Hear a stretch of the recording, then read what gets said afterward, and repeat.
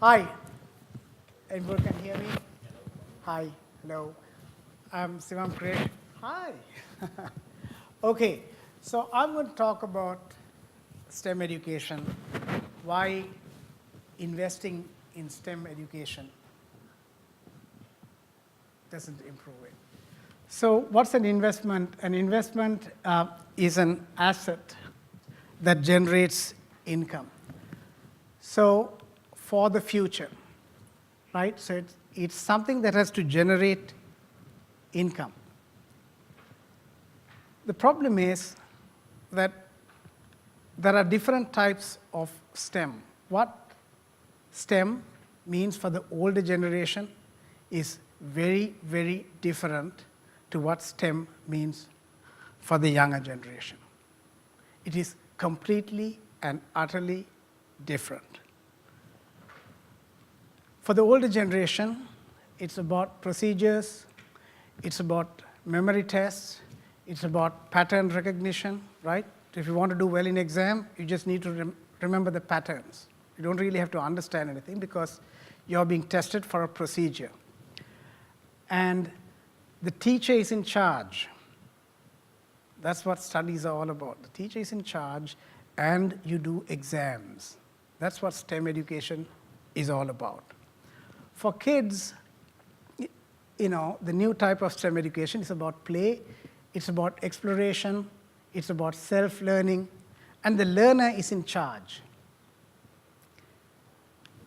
So it's very, very different. So before we get into, whether STEM and investment, we have to have a sense of what is STEM, right?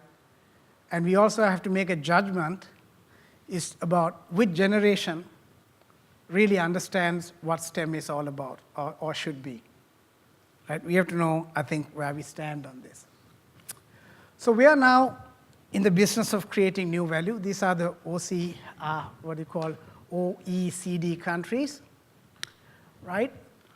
Australia is part of it. And there are some interesting statistics that I'm going to show.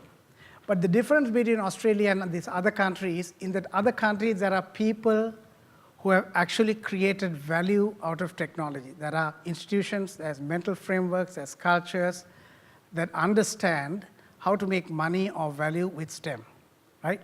Australia's rise as part of this economic group is primarily resource-based. It does not perhaps have the culture or the mentality. It's a mineral-rich country.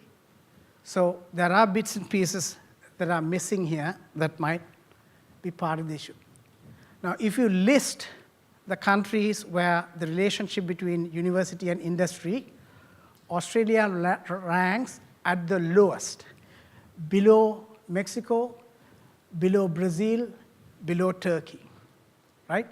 So Australia is in the bottom of the bottom when you list the countries where industries have something to do with university and university to do with industry. So there's something really weird here.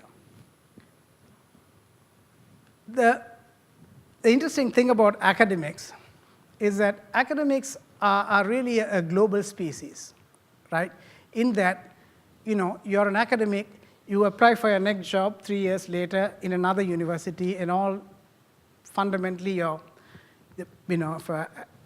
for your job is your publication. So you move from country to country, and as you know, Australia has a huge amount of foreign academics.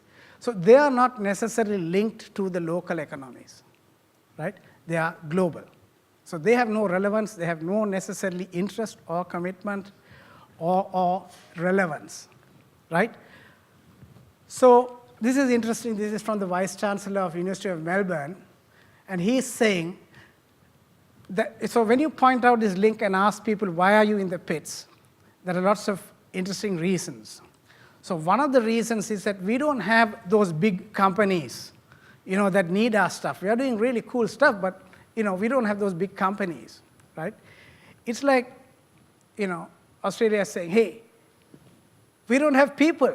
If you want people, you make babies. You need startups or small companies to become big companies. You don't go around saying, we don't have those big companies because we've never created them, right?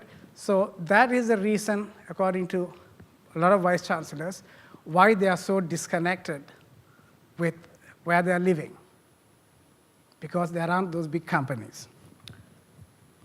Now, I think if you really think about it,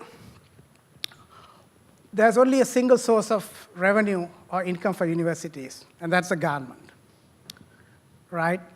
So if you read the newspapers, if you just see, you'll be sick and tired of innovation, STEM is important, innovation is important. The same story, all of them stemming it out and innovating it out, right?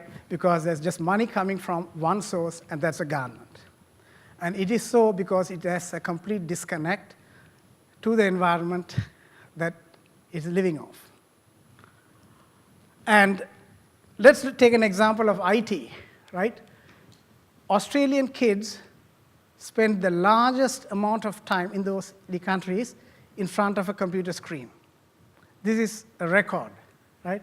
They spend 60 minutes in school in front of a screen, right? Now, this is the latest research announced from OECD, that computers and all the investment in IT has no relationship to the academic record, right? Learning outcomes. So basically, you can invest like mad in IT, and you have no improved outcome, right? So there are professors, there are books, there are conferences, there are researchers, all these guys running around, but they can't make the connection. You put money into IT, and there's no improvement. But you put money because you want to improve the education. So this is a bit of a joke, isn't it?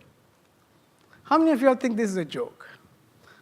It is a big joke that all these people spending millions of dollars can't make the connection between learning and investment in education.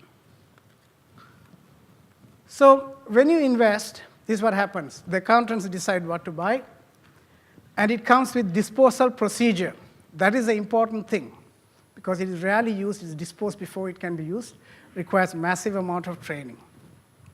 When you don't buy stuff, it's hard to put down. A phone, for example, is a supercomputer, and you can do, training is required, but nobody uses these things because it's not. So I think the trick is that, all this is driven by parental anxiety about jobs. Parents want kids to have jobs, and you have outdated places like this. In Adelaide, you have two universities building one building taller than the other. This is obsolete, right? You don't have to go to a lecture room anymore. Complete waste of time and complete waste of money, right? And in the global competition, you have to look at, this is a joke, but anyway. The important thing is that AI is taking over. It's not necessarily taking over. It's being used to teach tutors. So instead of hiring tutors, universities have decided we are going to use AI, because AI can teach your kids how to answer questions. The question you have to ask yourself, why do you need the kid to learn that stuff? Why isn't the company that's going to hire your kid hire the same AI? Because that AI is being used to train the kid. It doesn't make sense. What are we training kids for? The point I want to make is making is the ultimate form of learning, right? If you want to create value in the future, it's got to be creation, it's got to be on the edge of knowledge, and it's got to be about making. The rest of it, I think, is a bit of a joke. Thank you.